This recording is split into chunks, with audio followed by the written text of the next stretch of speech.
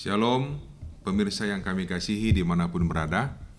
Kita bertemu kembali dalam diskusi pelajaran sekolah Sabat, di mana untuk minggu ini kita sudah tiba kepada triwulan yang ketiga. Triwulan yang ketiga di tahun 2024, dan pelajaran kita sepanjang satu triwulan ini adalah dari kitab Markus. Dan semoga pemirsa, Bapak Ibu semuanya yang sudah mendapatkan buku pelajaran sekolah Sabat bisa kita mempelajari bersama-sama dari pelajaran sekolah Sabat kita, di mana penulis daripada buku sekolah Sabat kita ini adalah Thomas Shepard, seorang doktor, di mana dia adalah seorang profesor di sekolah gereja kita, yaitu Profesor Riset Senior Perjanjian Baru di Seminari Teologi Gereja Masih Evangel ke-7 Andrews University. Dia dan istrinya Sherry memiliki 2 orang anak yang sudah dewasa dan 6 orang cucu. Dan dia menuliskan buku pelajaran kita dari kitab Markus yang akan kita pelajari sepanjang satu triwulan ini. Di mana untuk pelajaran yang pertama, judul yang diberikan adalah Permulaan Injil. Pemirsa, Bapak Ibu yang kami kasihi, siaran ini kami sampaikan dari studio Voice of Seven, Conference Jawa Kawasan Timur, Jalan Tanjung Anom nomor 7, kantor Conference di Surabaya. Dan siaran ini terselenggara atas kerjasama Departemen Komunikasi dan Departemen Sekolah Sabat dari Conference Jawa Kawasan Timur.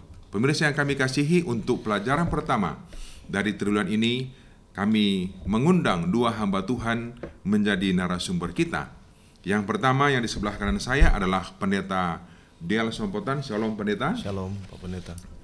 Beliau adalah Gembala Jemaat Tanjung Anom, Surabaya, yang ada di kompleks kantor konferensi kita. Dan yang kedua di sebelah kiri saya, beliau adalah hamba Tuhan Pendeta Heri Prasetyo. Shalom Pendeta. Shalom. Oke.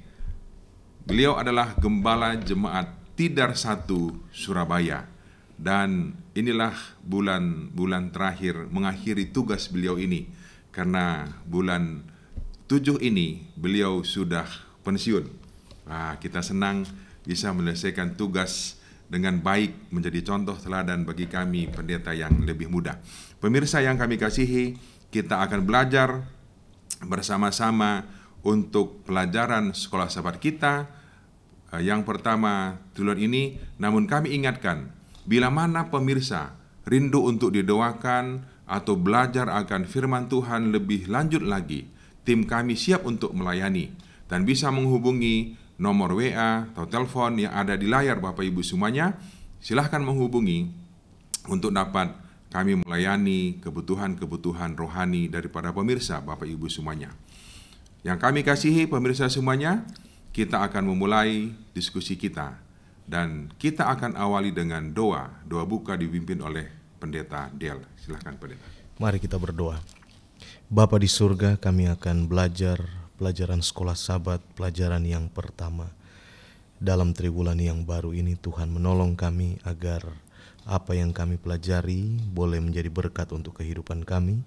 Sebentar kami akan menerangkannya. Tuhan berkati agar apa keterangan yang kami berikan boleh dapat menolong semua pemirsa yang menyaksikan tayangan ini untuk memahami pelajaran ini dan bahkan boleh lebih dekat dengan Tuhan.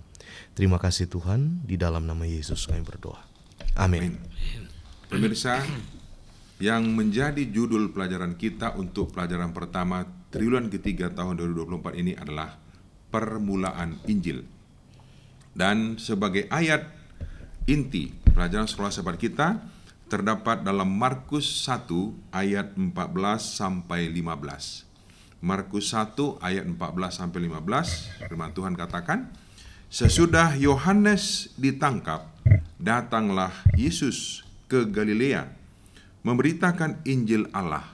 Katanya, waktunya telah genap, kerajaan Allah sudah dekat, bertobatlah dan percayalah kepada Injil. Kita akan membahas bagian awal pelajaran kita dari kitab Markus, di mana penulis kita mencatat, menurut ataupun sesuai dengan tradisi gereja mula-mula bahwa yang menjadi penulis daripada Injil Markus ini adalah Yohanes Markus. Tapi kita akan mempelajari lebih jauh lagi apa yang dicatatkan oleh Markus dalam Injil Markus ini yang akan menjadi berkat pelajaran bagi kita semuanya, di mana bagian pertama Pendeta Del Sompotan akan menjelaskannya. Silahkan Pendeta Del. Terima kasih Pendeta Sinu Haji. Di dalam pelajaran sekolah Sabat yang pertama ini, penulis pelajaran sekolah Sabat menyampaikan kepada kita sosok daripada penulis kitab Markus yang merupakan judul dari pelajaran kita. Disampaikan di dalam pelajaran ini bahwa penulis daripada kitab Markus ini adalah seorang yang bernama Yohanes Markus. Siapa Yohanes Markus ini? Di dalam Alkitab, Kisah pasal 12 dan 13 memberikan sedikit informasi tentang siapakah Yohanes Markus ini. Yohanes Markus ini adalah anak dari seorang wanita yang bernama Maria. Nah, di dalam Kisah pasal 12 jelas disebutkan bahwa Maria ini adalah pendukung gereja yang utama. Dia seorang yang kaya dan dia selalu menyediakan rumahnya untuk menjadi tempat peribadatan. Nah, hadir di sana Paulus, hadir di sana Barnabas, hadir di sana Petrus, bahkan semua peristiwa-peristiwa yang dicatat di dalam Kisah Para Rasul mengambil spot di rumah daripada Maria. Itulah sebabnya Yohanes Markus yang mungkin waktu itu masih sangat muda, dia ada di sana sebagai saksi untuk melihat bagaimana kemajuan pekerjaan Tuhan, bagaimana penginjilan-penginjilan dilakukan oleh rasul-rasul awal di dalam perjanjian baru ini. Hingga kemudian di Kisah pasal 13 kita mendapatkan cerita di sana bahwa Yohanes Markus ini diajak untuk menjadi penolong atau pembantu dalam pelayanan penginjilan dari Paulus dan juga Barnabas ya. Dituliskan di sana bahwa dalam mengadakan pelayanan ini Paulus dan Barnabas melewati satu rute-rute yang penuh dengan tantangan dan perjalanan penginjilan begitu berat. Ada banyak sekali kesukaran yang mereka hadapi, ada banyak sekali tantangan besar. Mereka harus berpindah dari satu tempat ke tempat yang lain, dari satu kota ke kota yang lain. Itulah sebabnya rupanya Yohanes Markus tidak tahan dengan keadaan ini. Dia kecewa, dia putus asa, dia menyerah dengan keadaan yang begitu berat, tantangan begitu berat. Ini masuk di akal karena dia adalah seorang anak dari wanita yang bernama Maria yang disebutkan di pasal sebelumnya seorang yang cukup berada, sehingga bisa saja dia dibesarkan di dalam lingkungan rumah yang segala sesuatu tersedia, sehingga ketika dia harus pergi menginjil dengan tantangan yang begitu berat, akhirnya dia menyerah dan dia memilih untuk mengundurkan diri. Dan penulis pelajaran sekolah Sabat kita menyebutkan satu judul di hari Minggu, yaitu misionaris yang gagal. Siapa misionaris yang gagal ini? Tidak lain merujuk kepada Yohanes Markus, penulis kitab Markus ini. Tetapi Tuhan begitu baik memberikan kesempatan yang kedua kepada Yohanes Markus. Kesempatan yang kedua ini datang dalam satu peristiwa yang sebenarnya tidak terlalu baik, yaitu bagi Paulus dan bagi Barnabas, dua sekawan yang melakukan kegiatan penginjilan misionaris ini. Pada akhirnya mereka harus juga memerlukan pembantu atau pelayan yang lain, penolong yang lain. Dan Barnabas mengusulkan untuk memanggil kembali Yohanes Markus. Tetapi rupanya ini tidak disetujui oleh Paulus, karena Paulus menganggap bahwa Yohanes Markus pernah menyerah, pernah gagal, pernah meninggalkan mereka. Itulah sebabnya Paulus menolak untuk Yohanes Markus diikutkan kembali. Tetapi di tengah-tengah perselisihan, oleh karena ingin menginjil dengan berbagai-bagai cara, akhirnya mereka bersepakat. Dua sahabat ini bersepakat, Paulus dan juga Barnabas bersepakat. Barnabas akan mengambil Yohanes Markus dan mereka akan mengadakan kegiatan penginjilan sendiri. Lalu kemudian Paulus akan bersama-sama dengan Silas dan mereka berdua mengadakan kegiatan penginjilan sendiri. Nah, di sini kita bisa melihat bahwa inilah perubahan yang terjadi dalam diri Yohanes Markus, di mana setelah dia bergabung dengan Barnabas di dalam kegiatan penginjilannya, nampak sekali bahwa ada perubahan. Yohanes Markus ini belajar dari pengalaman sebelumnya.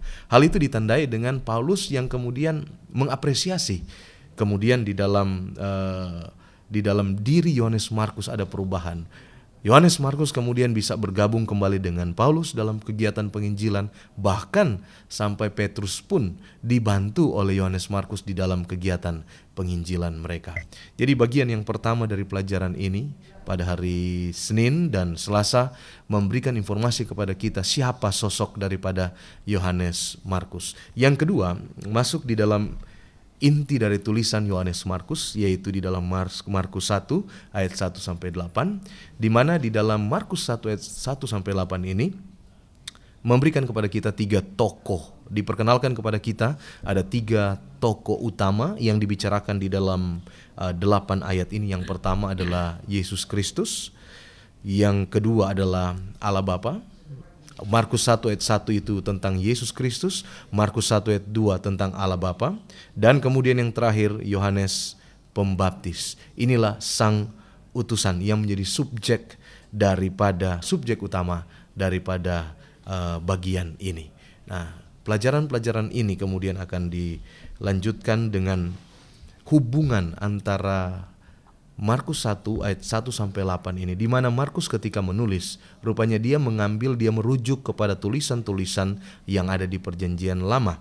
Di antaranya kalau kita melihat di dalam Markus 1 ayat 2 sampai 3 ini berisi kutipan dari Perjanjian Lama yang Markus hadirkan untuk menggambarkan apa yang terjadi di dalam kisah itu.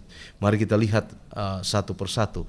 Keluaran pasal 23-20 ini merujuk kepada seorang malaikat yang Allah utus di depan Israel untuk membawa mereka ke Kanaan.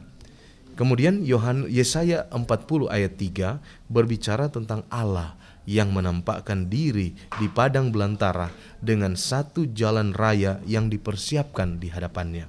Lalu Maleakhi 3 ayat 1 berbicara tentang seorang utusan mendahului Tuhan untuk mempersiapkan jalan baginya. Ketiga bagian ini berbicara tentang sebuah perjalanan. Jadi dipersiapkan satu jalan. Yohanes Markus ingin menonjolkan bagaimana sang utusan itu hadir dengan sebuah persiapan yang matang. Dia hadir untuk menyampaikan kebenaran firman Tuhan. Mungkin ini bagian pertama dari pelajaran kita ini. Oke, Pendeta Del. Kalau kita melihat tadi Yohanes Markus ini kan anak orang kaya ini kelihatannya ya, karena ibunya ini pendukung pekerjaan Tuhan. Tapi saya melihat di sini bahwa karena Markus ini hidup dalam kesenangan, sehingga pada waktu dia dipanggil untuk melayani dia menolak atau dia mundur karena takut, kan dikatakan begitu ya. Takut karena dia akan mengalami kesukaran atau penderitaan nanti dalam perjalanan itu. Ini saya mau tanya dulu, kira-kira hubungan kemakmuran daripada seseorang itu berpengaruh nggak kepada panggilan? Tidak hanya menjadi penginjil misionaris seperti Markus, termasuk juga dalam panggilan kepada dalam pelayanan kita sehari-hari. Gimana menurut Pendeta Del?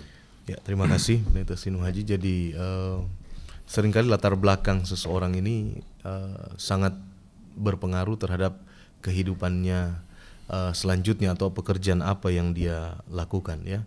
Kalau saya melihat dalam pelajaran sekolah sahabat ini memang satu hal yang kontras. Di dalam kisah 12 Yohanes Markus digambarkan sebagai seorang anak dari Maria, seorang yang cukup berada, artinya dia dibesarkan di lingkungan yang cukup baik. Tetapi kemudian di kisah 13 ini memberikan informasi bahwa dia harus melewati satu perjalanan penginjilan yang mungkin baru bagi dia. Tadinya mungkin dia di rumah disediakan makanan, kalau ikut Paulus Barnabas harus memikirkan sendiri bagaimana untuk makan dan lain sebagainya. Tapi yang pasti kutipan Roh Nubuat Ellen White di dalam Kisah Para Rasul halaman 143 menyebutkan seperti ini. Markus diliputi dengan ketakutan dan kekecewaan, ragu-ragu untuk sementara waktu dalam maksudnya untuk memberikan dirinya dengan sepenuh hati kepada pekerjaan Tuhan. Tidak biasa dengan kesukaran, ia putus asa oleh bahaya dan penderitaan di perjalanan. Jadi ini kalau kita bahasakan mungkin ini ospek baginya ya. ospek ya, dengan latar belakangnya yang ada yang cukup makmur, dia harus terjun ke pelayanan yang ada penderitaan di sana, maka perjalanan yang pertama ini menjadi ospek baginya. Memang dia gagal, ya, dia kembali, dia tidak tahan, tetapi ini ada pelajaran yang sangat penting untuk ketahanan mentalitasnya dalam melakukan pelayanan selanjutnya. Saya kira itu, Pendeta Sino Aji. Jadi walaupun panggilan pertama dia gagal, tapi ada panggilan berikutnya ya. Dan akhirnya dia ikut ya, Pendeta ya. Oke. Bisa saja kita pemirsa mungkin kalau kita dipanggil melayani kita menolak sekali, tapi janganlah 2 kali menolak. Karena Tuhan memakai kita semuanya untuk mau melayani. Terima kasih Pendeta Del untuk bagian pertama disampaikan. Pemirsa, kita akan melanjutkan ke bagian yang kedua. Di sini berhubungan dengan pelayanan daripada Yesus, bahkan baptisan daripada Yesus sendiri. Hamba Tuhan Pendeta Heri Prasetyo akan menjelaskan bagian kedua pelajaran kita. Silakan Pendeta Heri. Ya, terima kasih Pendeta Sino Aji. Saudara-saudara pemirsa yang berbahagia, pelajaran kita bagian yang kedua ini diawali dengan baptisan Yesus Kristus ya. Kalaupun di Injil Markus diawali dengan inilah permulaan, jadi baru berikutnya. Jadi yang diawali adalah pertama adalah semuanya bagian daripada baptisan daripada Yesus Kristus, baru nanti pelayanan Yesus setelah dibaptiskan itu ya. Jadi Yohanes ketika itu dia bekerja, bertugas sebagai seorang penginjil ya. Yang dia berkhotbah, berseru-seru di padang belantara, dan banyak orang yang datang kepadanya untuk minta dibaptiskan. Lalu datanglah Yesus. Datanglah Yesus dari Nazaret, kampung halamannya.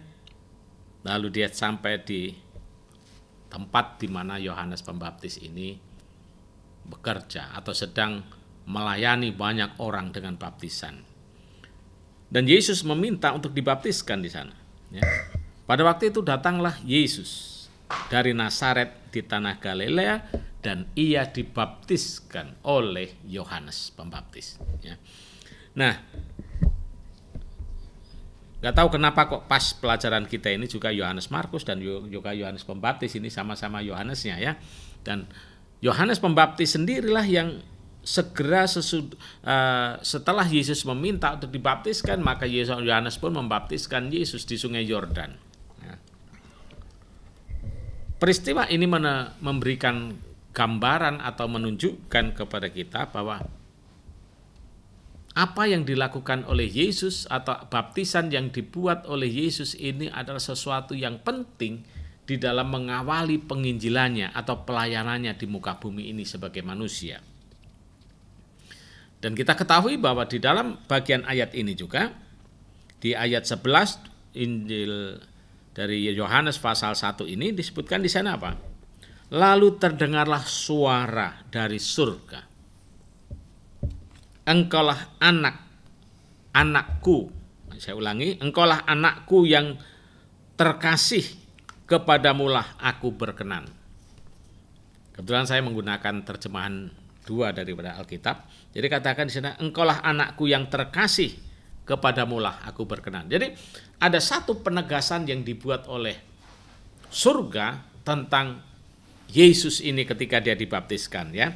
Jadi di dalam tulisan-tulisan yang lain, baik itu Matius maupun Lukas, itu menyebutkan bahwa Allah Bapa hadir, Roh Kudus juga hadir ya. Jadi ketika Yesus dibaptiskan itu, ketiga oknum surga ada di sana berarti ya. Lalu setelah dibaptiskan, apa yang dibuat oleh Yesus?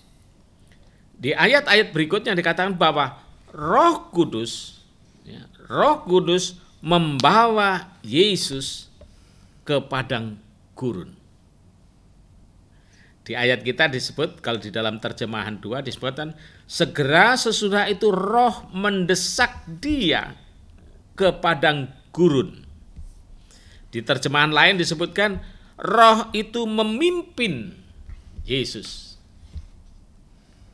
Atau yang lain juga, Roh membawa Yesus ke padang gurun. Saudara-saudaraku, kita sudah tahu bahwa padang gurun ini satu tempat yang tentu pertama tandus, yang kedua tentu karena tandusnya menjadi panas, yang berikutnya adalah tentu kering. Ya. Nah, bayangkan ketika Yesus harus pergi ke padang gurun, bahkan ditentukan waktunya di sana 40 hari lamanya. Di tulisan yang lain, 40 hari dia berpuasa tidak makan. Apa yang menjadi bagian kita di sini? Kalau tadi disebutkan tentang Yohanes Markus, ya, yang pertama dia, kalau saya sebenarnya bukan gagal dia, karena dia karena dia anak manja lah kalau saya bilang, dia karena anak manja, karena ya biasa semua tersedia di rumah, serba enak, makan apa ada, segala sesuatu tinggal minta saja. Kalau zaman sekarang tinggal telepon aja sudah Gojek datang kan. Jadi sekarang orang yang biasa gitu langsung sekarang dihadapkan kepada satu tantangan yang tidak pernah dihadapi, tentu tidak siap. Ya, tentu tidak siap. Bagaimana ketika terjun, wah kok kayak begini, nggak sesuai dengan ekspektasinya, dia mundur. Ya. Tetapi kita ketahui bahwa setelah dia belajar dari situasi ini, Yohanes Markus akhirnya bersedia berangkat kan. Jadi kalau saya judul disebutkan di misionaris yang gagal, saya sebenarnya nggak gagal, ya belum siap gitu aja. Belum siap, ya. Jadi kalau gagal seolah-olah selesai semua urusan. Tapi kalau belum siap, itu bisa sewaktu-waktu bisa apa? Disiap ya. Nah, sekarang Yesus dibawa ke padang gurun untuk diuji. Ya, diuji ketahanannya. Ini ketahanan fisiknya sangat penting ini di padang gurun ini. Kalau orang tidak ketahan fisik, lama-kelamaan dia akan dehidrasi atau bahkan mungkin kelaparan, kurang gizi. Selesai di pertengah perjalanan. Nah, kita katakan bahwa Yesus dibawa ke padang gurun untuk menghadapi ujian dan cobaan. Temannya disebutkan di ayat kita disebutkan apa? Dia berteman dengan apa? Binatang-binatang liar, binatang buas di sana. Ya binatang apa saja yang ada di padang gurun, bisa saja singa, bisa saja apa binatang-binatang yang menakutkan, ya. Tetapi tidak demikian, dia tetap apa? Biasa saja menghadapi hal ini. Apakah mungkin binatang itu juga mengenal penciptanya? Ya saya tidak tahu. Tetapi paling tidak mereka tidak memangsa Yesus. Yesus juga dilayani oleh malaikat-malaikat yang datang. Saudara-saudaraku, persiapan seseorang sebelum terjun ke dalam dunia pelayanan sangat penting di sini.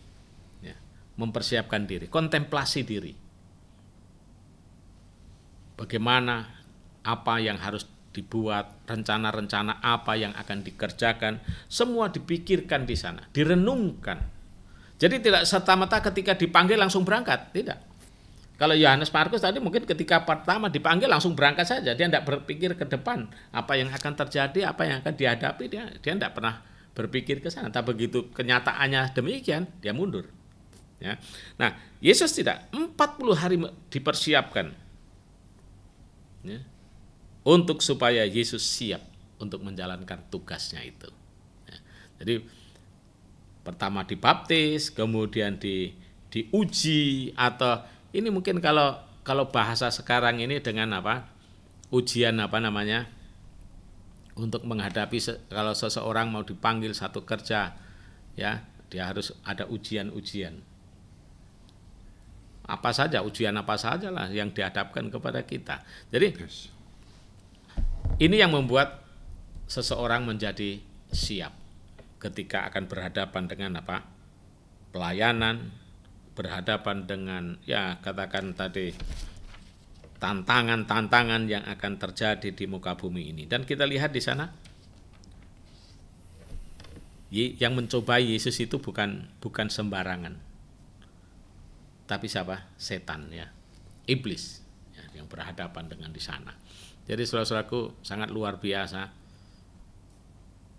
seseorang yang akan bekerja di dalam menghadapi situasi yang tidak pernah ada di dalam benak pikirannya, sekarang harus berhadapan dengan demikian. Siapkah kita ketika kita harus berhadapan dengan hal-hal yang demikian ini? Ya. Kita mungkin sudah menjadi umat Tuhan, sudah sekian puluh tahun, tapi kadang-kadang kita ini dipanggil juga berpikir 2-3 kali lipat untuk supaya mau atau tidak.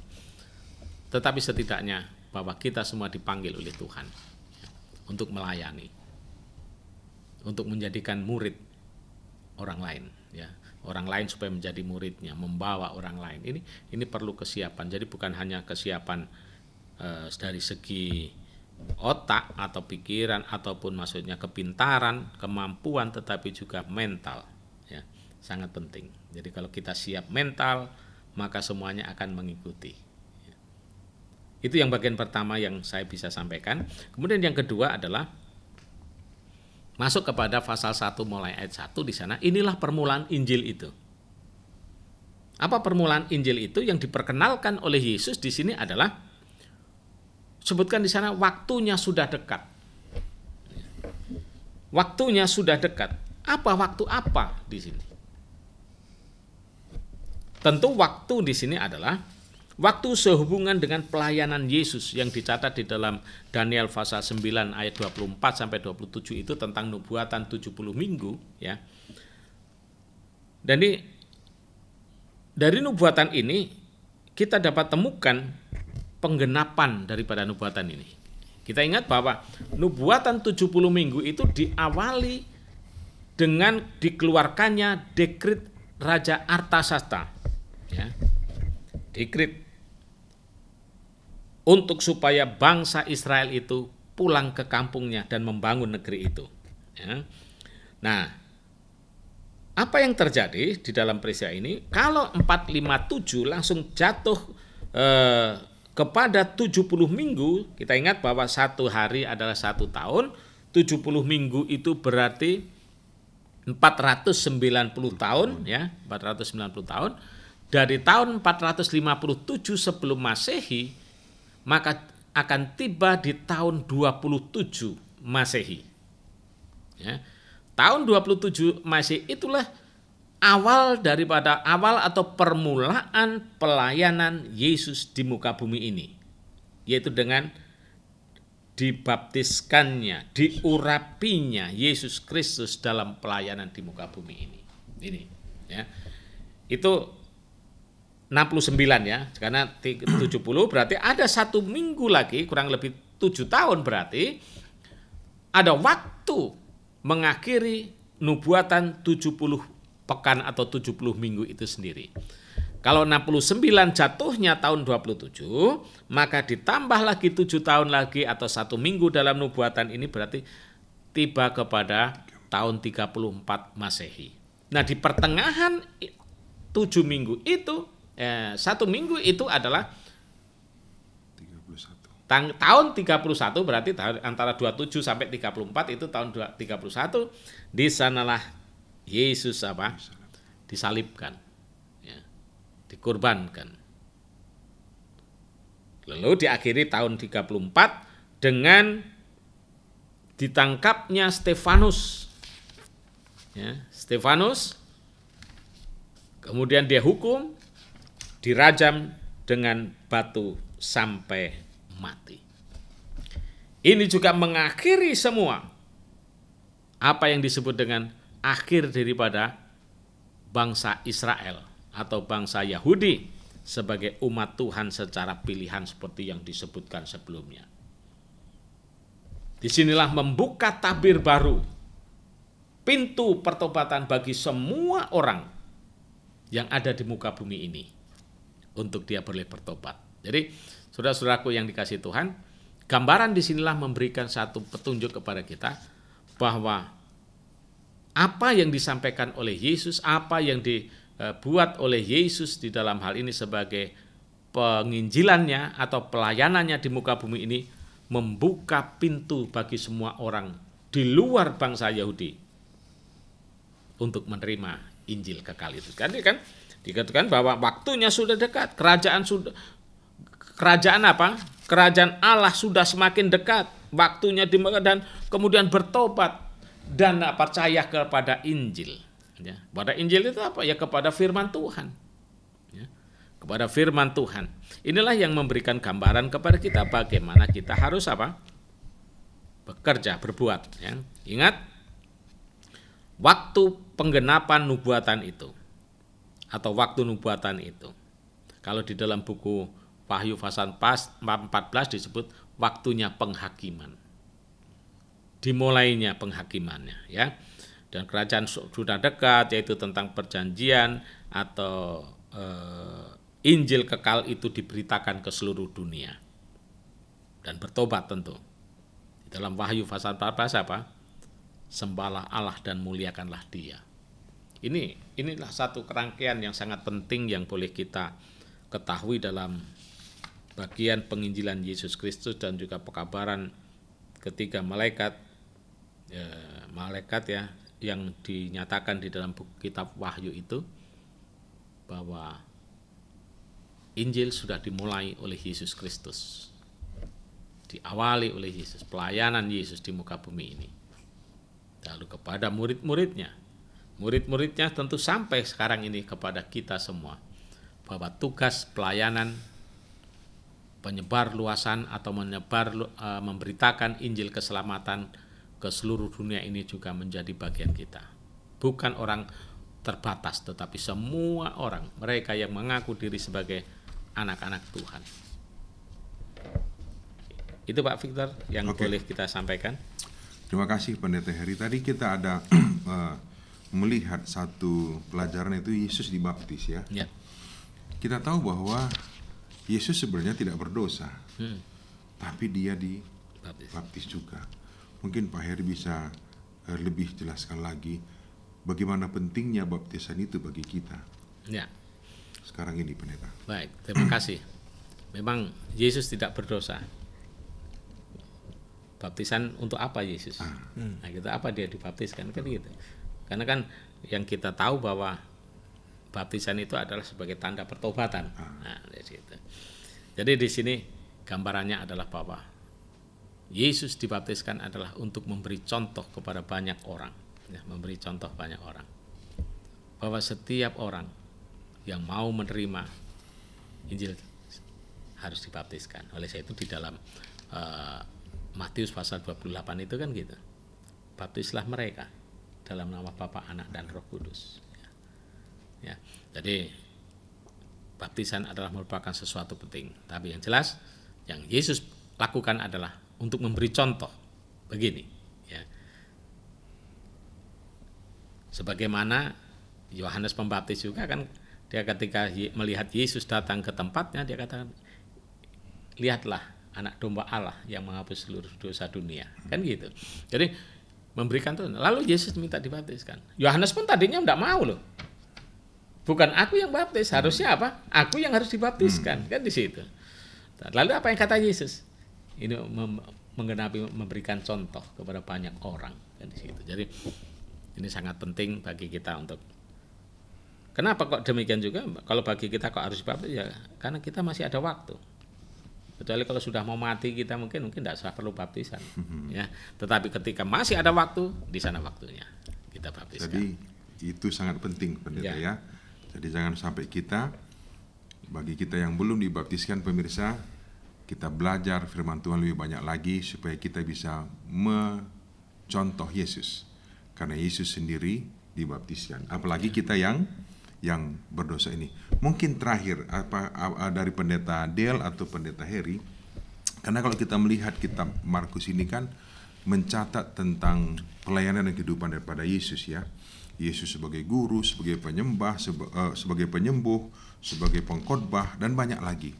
Kira-kira apa lagi yang bisa kita dapatkan dari bagian pertama pelajaran kita ini Pendeta Del, untuk bisa memberikan sedikit kesimpulan kepada pemirsa pada saat ini.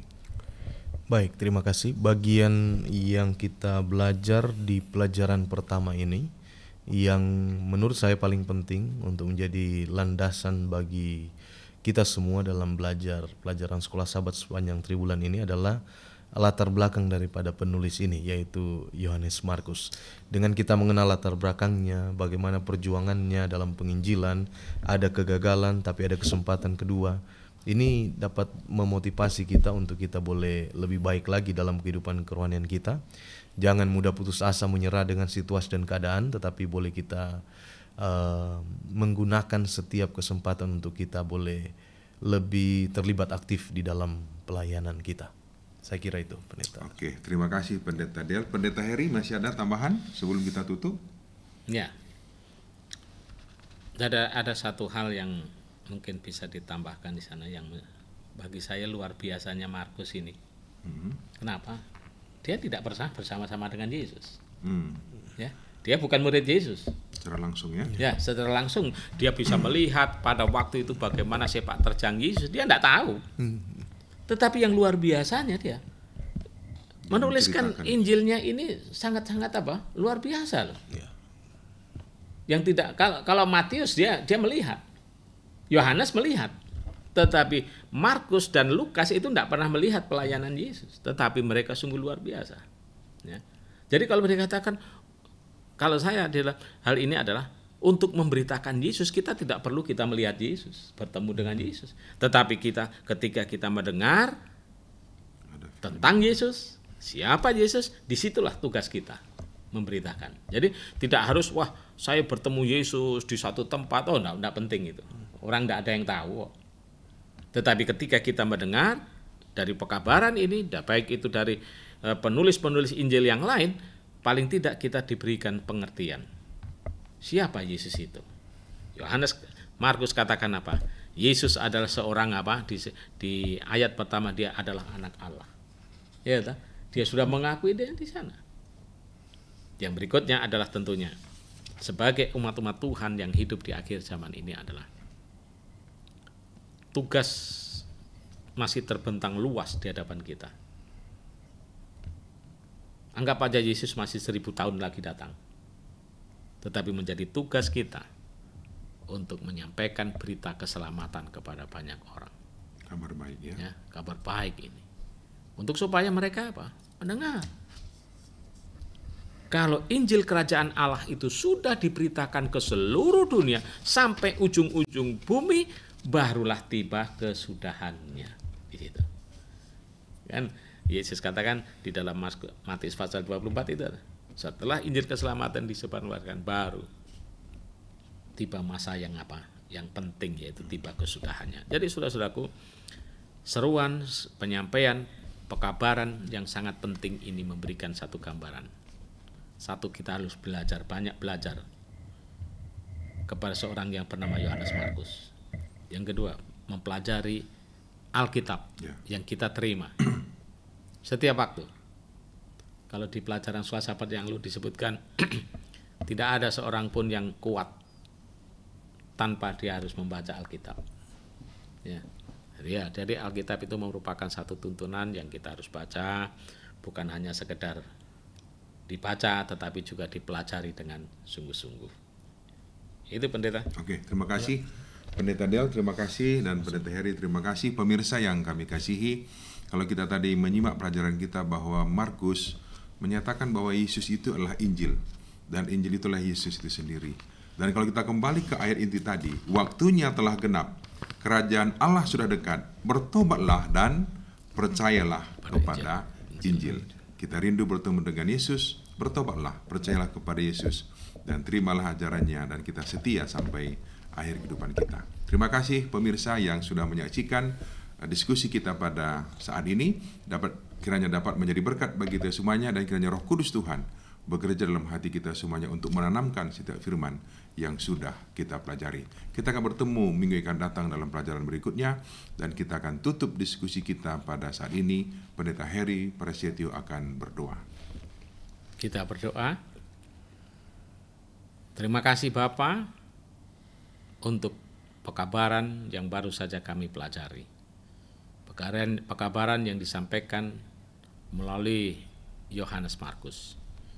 Biarlah kiranya dengan Roh Kudus kami boleh mengerti setiap pelajaran yang sudah kami pelajari, yang akhirnya boleh menuntun kami untuk menjadi pelayan-pelayan Injil yang akan memberitakan Injil keselamatan ini ke seluruh dunia, sehingga dengan satu tujuan, bahwa dunia akan bertobat. menerima Injil Yesus Kristus. Bapa, kami serahkan hidup kami serahkan keluarga kami. Kiranya Engkau tetap bersama dengan kami. Ampunkan atas setiap salah dan dosa kami.